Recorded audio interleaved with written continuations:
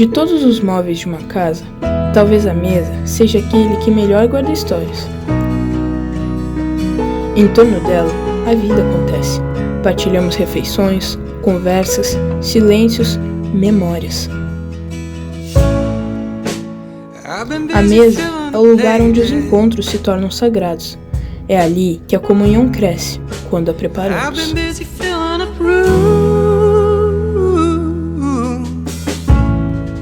Dividimos o café e a vida.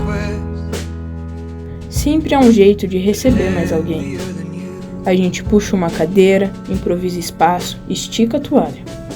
Porque a mesa não é definida pelo seu tamanho, mas pela hospitalidade.